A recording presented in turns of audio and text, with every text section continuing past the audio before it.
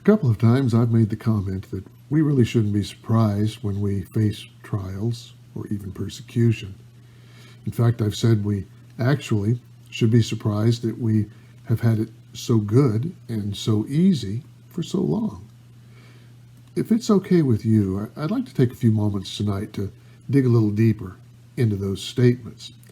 I'd like to, in fact, point to a couple of stories in the New Testament where Jesus discloses his teachings on the reality of suffering. It's often been said that Christians in the American church view their relationship with God as one that should pretty much guarantee health and maybe some wealth, easy times, really not much suffering, right? And what I want to show you tonight is that we're not the first to have this distorted view about the Christian life in a fallen world. So two stories, two teachings of Jesus. The first one found in Luke chapter 24, where Jesus is teaching that he himself had to suffer to fulfill God's plan. Luke chapter 24. This is an account of the road to Emmaus on the day of the resurrection. There are two men walking on the road to Emmaus. Jesus comes alongside the two men. Now, his identity is hidden from them. They don't realize it's him. And he just kind of joins in the walk. And at some point he says, what is this you're talking about? Why are you so sad? Really, it's almost kind of like he was saying, what's going on? What's up, guys? And Cleopas, one of the two walking on the road to Emmaus, Cleopas said, have you not heard?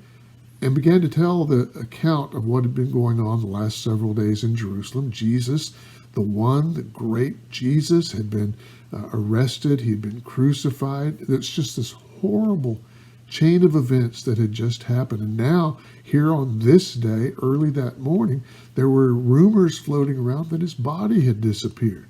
So they're describing to Jesus, not knowing it was Jesus, but they're describing the horrible, horrible events of the last couple of days.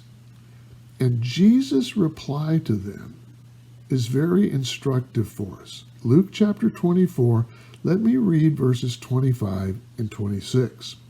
Jesus said to them, O foolish ones, and slow of heart to believe in all that the prophets have spoken.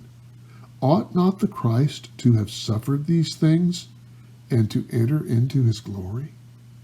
And then Luke tells us that Jesus began with Moses and went all through what we call the Old Testament, looking at all these prophecies about himself and explaining that these prophecies were about Jesus. And boy, how many times have I thought, wouldn't it have been really cool if someone had transcribed that entire speech that Jesus gave on the road to Emmaus, that entire sermon talking about all the prophecies about himself? Boy, I would love to have heard that, but we can imagine what it was like. Still, Jesus gives this account of all these prophecies regarding himself. And then he says, ought not the Christ to have suffered these things? That's the key phrase.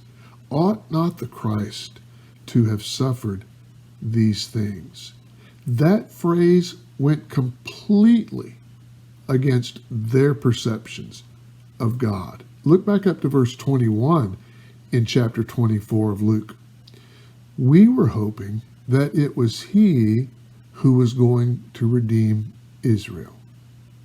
Do you see how their perception was of God? Their perception of God was that he was going to come, redeem Israel, end their suffering. Everything was going to be fine and dandy from then on.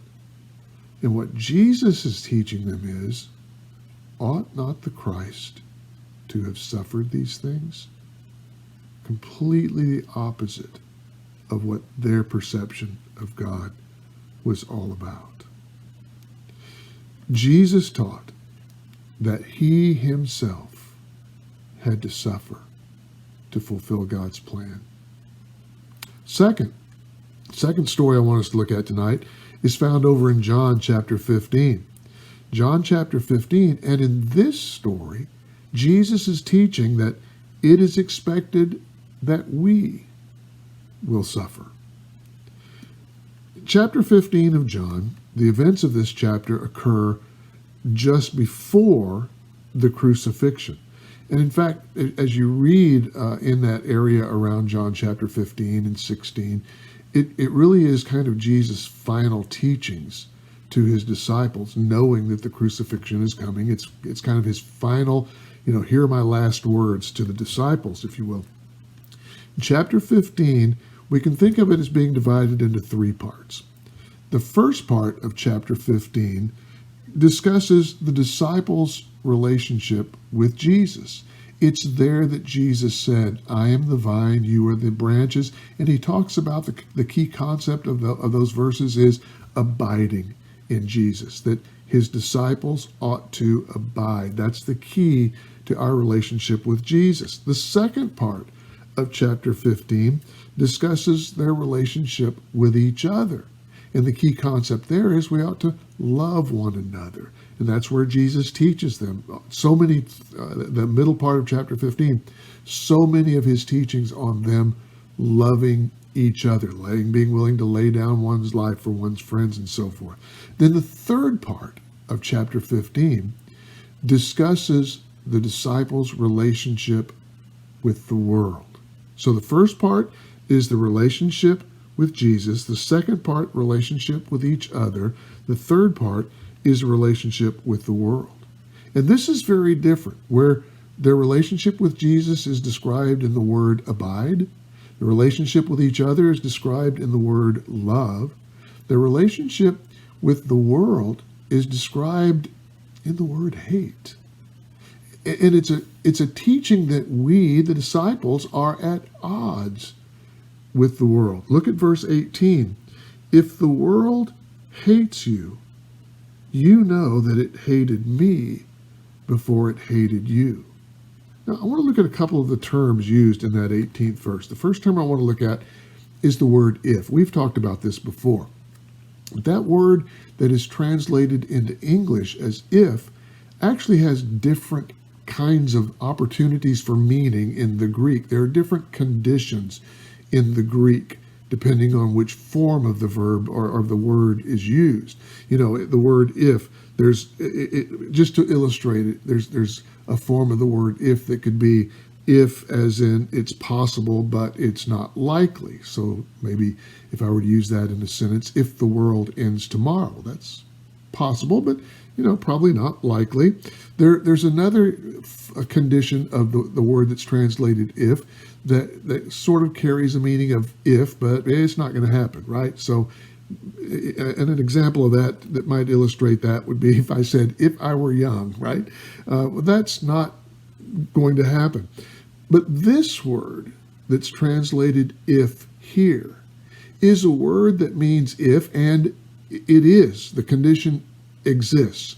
And so in a very real sense, we could almost substitute the word since instead of if. And so in other words, Jesus is saying here, if the world hates you, and it does, is exactly what Jesus is saying here. Then the other word I want to look at is that word, the world. The world is referring to, kind of the fallen state of the world, kind of the whole system of the world in this fallen state. It reminds me of what Paul said in Romans chapter 12 when he said, be not conformed to this world. Be not conformed to this world. That's kind of the same use of the word world here. And so what Jesus is saying is, if this world in its fallen state, as messed up as it is, if it hates you, and it will, he says, no, you know that it hated me before it hated you. So when we think about that, as Jesus is teaching, it's expected that we will suffer. We come to this question that we say, why does the world hate us? Jesus said down in verse 21, all these things they will do to you for my name's sake, because they do not know him who sent me. We want to ask, why do they hate me? I'm a nice guy. I want to get along with people. I love people. Even people I disagree with, I want to get along. Why do they hate me? And Jesus gives us that answer. Because they don't know him.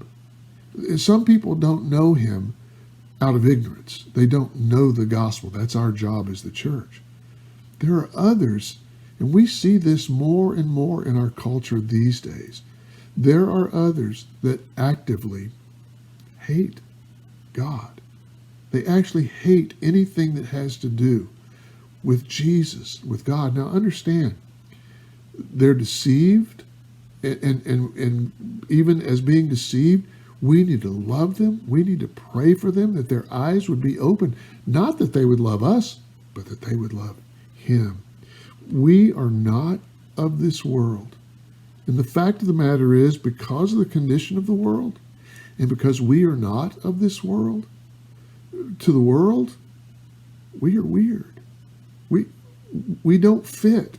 We are at odds with the world.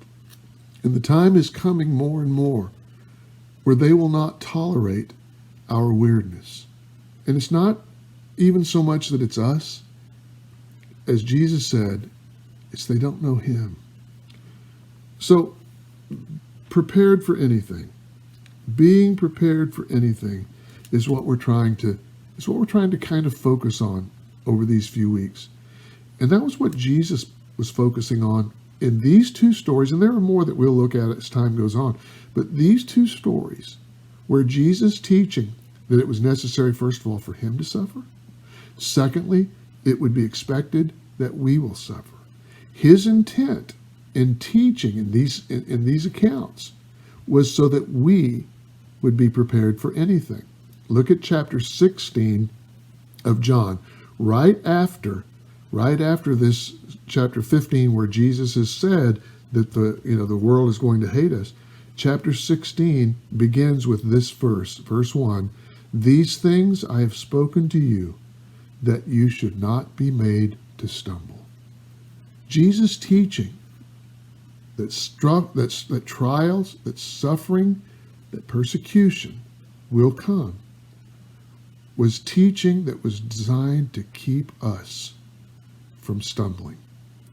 And that is exactly what my hope is as we look at these, is that as we look at these different teachings of Jesus in the Bible about the reality of suffering, my hope is that we'll be prepared for anything, that we'll be ready, that we'll be strong, that we'll be steadfast and have great courage, even under pressure. As Jesus said, that we won't stumble under pressure. Be prepared for anything, my friends.